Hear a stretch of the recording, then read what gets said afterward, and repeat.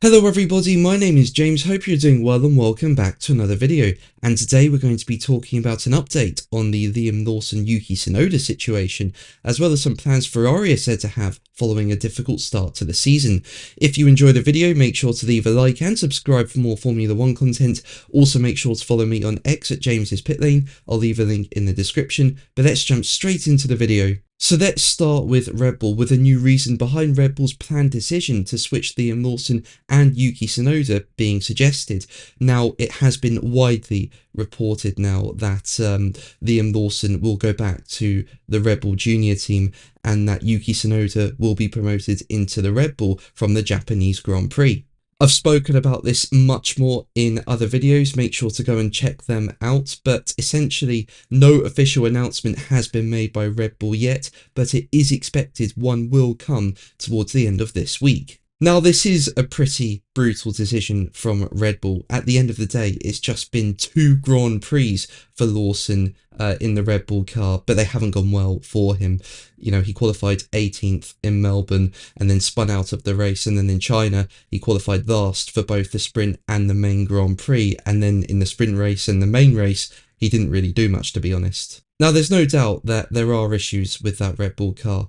It needs to be fixed. It doesn't look to have the best operating window. Tyre life looks to be an issue for the team. So there are definite issues to fix, as I say. But with Lawson just being nowhere near Max Verstappen at the moment, yeah, it does look like Red Bull are taking the pretty brutal decision of demoting him after just 2 races. And according to Sky Sports' Craig Slater, the decision may have been made to take Lawson out of the firing line. He was quoted by Crash.net as saying, "There's different ways to look at this. On one hand, is it excessively ruthless? Should they have given him more time? On the other hand, and this is what I understand may have influenced the decision-making process, is it part of their duty of care to Lawson to perhaps take him out of this situation before it gets any worse?" Yes, it's only been 2 races, but he's qualified right at the back in 3 qualifying sessions, in 20th place a couple of times and 18th place. He's just about avoided being lapped at the end of the Grand Prix in China. And this is in Red Bull senior team. This is in a car which Max Verstappen is sitting second in the World Championship with, still.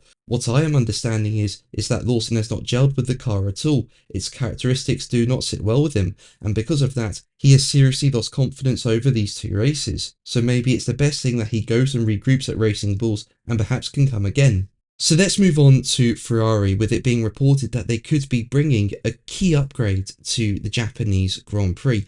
Now, this season has not started well for the Scuderia at all. In Melbourne, the team just did not have the pace and they finished 8th and 10th. Things looked a bit better in the China sprint race, with Hamilton taking pole and the sprint win.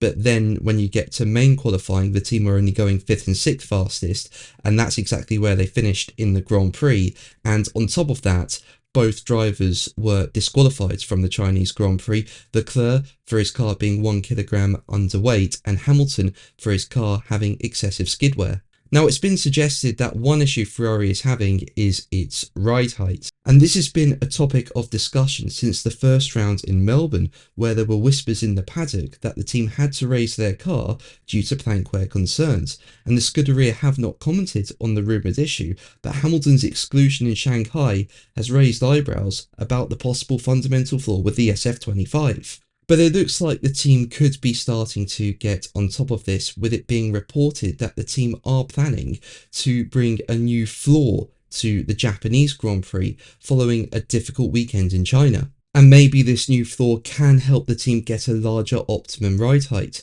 allowing the team to have a larger window to have a good aerodynamic platform in, and this could help the team run a range of ride heights across different tracks without the car being too sensitive. We'll see, but what do you think? Let me know in the comments below. But that's going to be the video from me today. Thank you ever so much for watching. Make sure to like and subscribe for more videos, and until the next one, take care. Bye.